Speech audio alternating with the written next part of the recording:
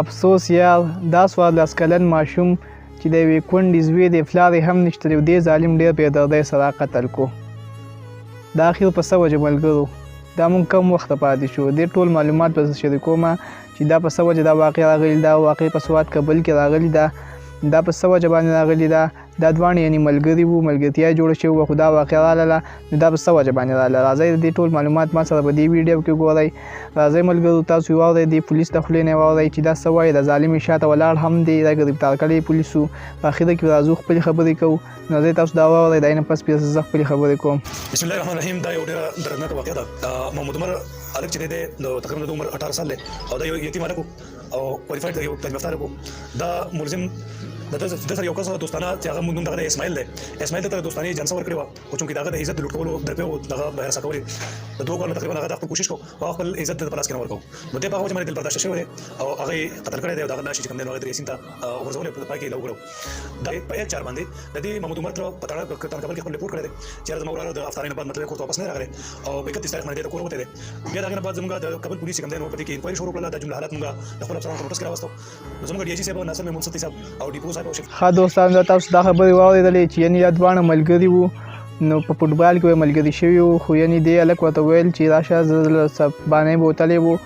نو تاسو د پولیس د خولې نه خبر په خپله واورېدلو چې دوی سره غلط تعلقات وو نو دې هلک چې کم دی نو یعنې ملګرتیا ورسره نه کوله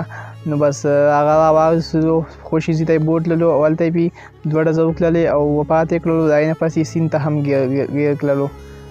دا نن سبا ملګرتیا ده دا درینده چې راپاڅېدو داسې هم نه کته چې د پلار نشته دی دا د مور د زړه سر دی او دا زه دې دنیا نه ولم او مړ کومی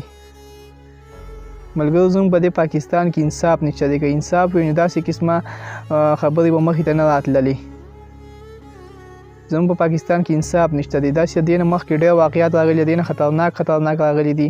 خو هغوی ته سزا نه ده میلاو شوي نو ځکه د نن سبا چې کوم واقع راځي دا ځکه راځي که دا په کې هم لږ انصاف وي نو داسې واقعات به هېڅکله هم نه راتلله چې یو انسان ته سزا ورکړلی شي هغه د قوم د مخې پانسي کړلی شي ویډیو ته وشي نو هېڅوک به داسې چل نه کوي خو سزا نشته دی قانون نشته دی نو داسې واقعات به خامخا راځي اوس زما دا دغه دی چې یعنې دې ظالم د دې سزا ورکړي یا د پانسي کړي مکمل دا د دنیا نه ختم کړي که دا نن ماف شلو سبا به د به شان بل ظالم راپاسي او هغه به هم د دې نه سیوا کار وکړي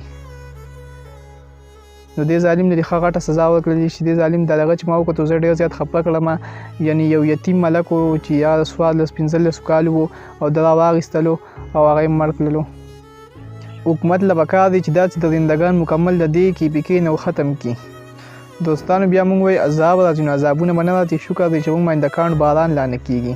دا کم حل شروع دی زه ډېر زیات خفه شوم ملګرو دا ویډیو مې تاسو سره هم شریکه کړله نو د ویډیو کتلو ډېر زیاته مننه سید جن افیشل چینل هم سبسکرایب کړئ اوس ما له راکړئ اجازه تو چې چېرته هم یا الله خوشحاله ساته تل وي الله په امان